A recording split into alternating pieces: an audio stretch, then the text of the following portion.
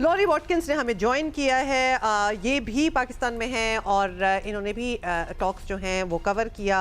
साबिक मुशीर हैं सदर ओबामा की, इनसे हम बात करना चाहते हैं। Good morning Laurie and thank you for being here with us. Now we are going through a lot of your analysis on social media. We've been watching you and we would like your insight on how you see, in your perspective, how the talks ended. Now I understand obviously that US led the final and best offer, as they put it. In your analysis, this take it or leave it approach, does it ever work on the opponent, on the opposing party, or does it simply invite Tehran to wait out the clock as they have historically done as well, and let's see where it goes? Well, I think you put your finger right on it. Yes, yes. When you enter negotiations, any side that comes to the table automatically at the very beginning and says, these are our demands, either you agree to it or not, that is recipe for disaster in negotiations, because you're demanding that if the other party doesn't oblige by your side, then the talks are over. And I don't think that's necessarily what happened yesterday, but after 21 hours, while I was not necessarily surprised at how it turned out, I was disappointed that the talks didn't last longer than they did, with J.D. Vance, Kushner, and Witkoff remaining on the ground in Islamabad for a bit longer than they did. I think that there might be a round two, possibly even an Islamabad 2.0 that might happen, with either parties coming back here in person or maybe somewhere else in another one of our allies' locations. But right now, the talks are still ongoing. The technical teams are still actively in discussions, and we remain hopeful that there will be some conclusive decisions that come out of these. But you are very aware of the tweets that Donald Trump has been sending out regarding. So, Laurie, you seem very optimistic, and we should all be. But, you know, the messages that have come from the Trump administration, particularly on the social media platforms that President Trump uses, have not been very encouraging at the same time, but also there are mixed signals in them, particularly when it comes to the Strait of Hormuz and its blockade. How hopeful we should all be? How optimistic we should all be?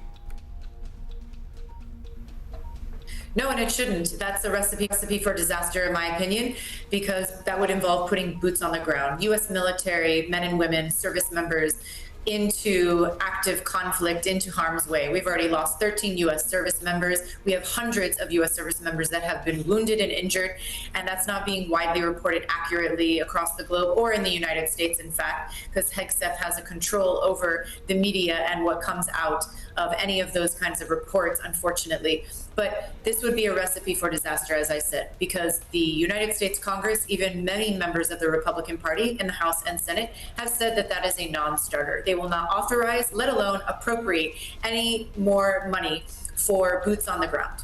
Now, Laurie, the Iranian foreign minister explicitly said that Netanyahu, there was a call during the negotiations from Netanyahu to J.D. Vance, and that is what shifted the focus from US-Iran issues to Israel, Israel's interest. Now, you've been very critical of the influence of Israel in US politics. Now, based on what you observed in Islamabad, was that the deal breaker last weekend between the talks? I don't necessarily have information that they were the hidden hand, but I will say that the Iranians, going into these negotiations, said publicly that it will be interesting for them to see if this is in fact an America first policy and negotiation conversation, or it will be an Israel first. And Israel and Lebanon are both traveling to Washington and will be there tomorrow for meetings with President Trump, his administration, cabinet level officials in the White House. And so I am very interested in what happens in those talks, because I don't know how you can separate the two from a temporary ceasefire if Israel is still continuing to bomb, obviously inside Tehran, but also in Iran in general, but also in southern Lebanon and Beirut. And Ms. Laurie, the domestic politics as well. If we look at the bigger picture, could domestic pressure force the shift in the US posture? Because you cited polls showing US public support for Israel is at its worst in 35 years, and yet President Trump has doubled down on the support for Israel, including during these talks. So is there a disconnect, we can say, between the people in the White House and American people? There's absolutely a disconnect. The support for Israel is continuing to decline. Unfortunately, the division between if you don't support Israel, then you are called anti-Semitic or xenophobic, unfortunately, and that's just not true. One can be critical of the military actions Netanyahu has ordered the IDF, etc., Mossad, to engage in, and you can still, from a policy perspective, be critical of that, but also support Israelis. And so there is a disconnect. Donald Trump is very aligned with Netanyahu, and we are seeing that in real time.